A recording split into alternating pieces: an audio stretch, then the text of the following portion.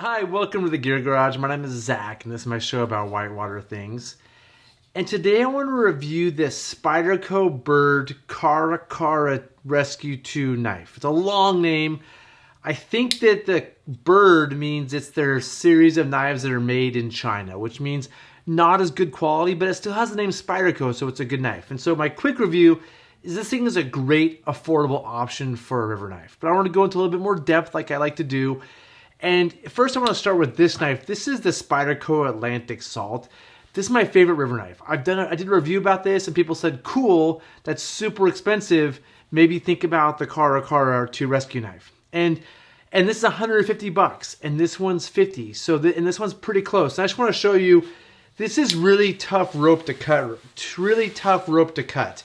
It's thick, it's dirty, it's old. And I'm going to take some cuts at it. It's 3, and this is not scientific. This is just how I kind of figure out how sharp a knife is. Not sharp, but also how the handle holds too, because the better the handle is, the better it cuts. And this has a great handle to it. And I don't like count, that was like about 7 passes. And if you take this fancier knife, this is the Spyderco, this Japanese steel. Again, it's $100 more for the knife. You'll see that this one probably cuts a little bit better because it's a better serrated edge. 2, 3, 4, ooh, 5. It's pretty close actually. It's about the same. I think I did a worse job cutting with this one, but you can see in that test there wasn't that much a difference between this steel and that steel. The other knife I really like and I've used for a long time is this Gerber. And the Gerber, the same thing. It's going to be about the same number of cuts. And what makes these knives cut really well is that they have a full serrated edge. There's not a partial serrated edge.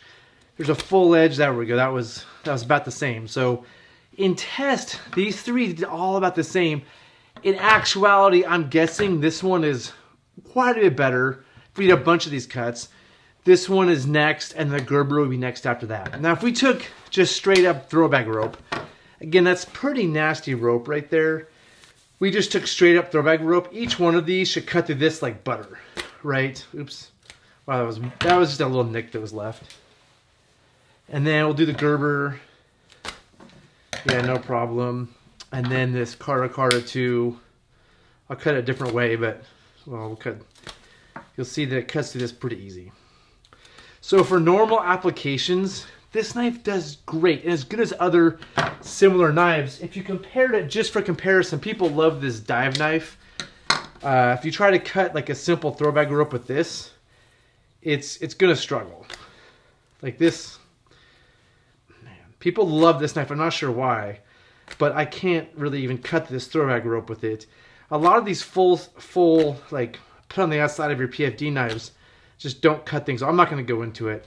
This one would spend all day cutting that first rope. So this is a good knife. It cuts rope really well. It has all the things I like in a river knife. It has a blunt tip, a full serrated edge. This side is not sharp, so if I push on this side, it'd be fine. It has a good handle to grip. It's orange, you know, so it's visible, which is not critical, but it's just nice to have safety stuff be like a bright color. It's a killer knife, and it does a really good job of cutting rope. And, you know, the only reason I probably would prefer this one for the $100 more, again, 150 bucks, 50 bucks, is I do think this will cut rope a little bit better. And actually, personally, I think it cuts quite a bit better, but I mean, it's hard to judge that exactly. And this is an ounce lighter. You can see if they're side by side, this knife's a little bit bigger, and it's an ounce heavier. So this is 2.75 ounces, 3.75 ounces, which may not seem like a big deal, but when we're putting stuff on our PFD, it's taken away from our flotation.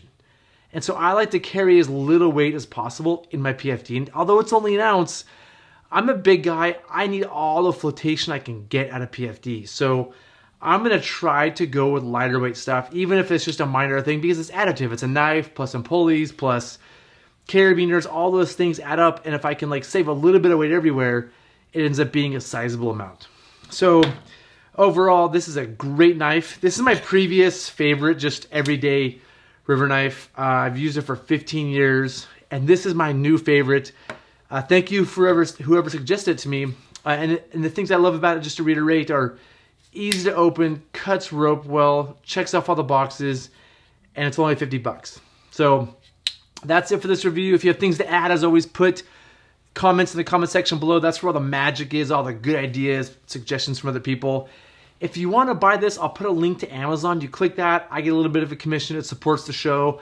I can buy more knives to review or more things to review for future episodes. So consider using the link below. And as always, like, subscribe, do the things. And yep, that's it. Thanks for watching. See you in the next episode.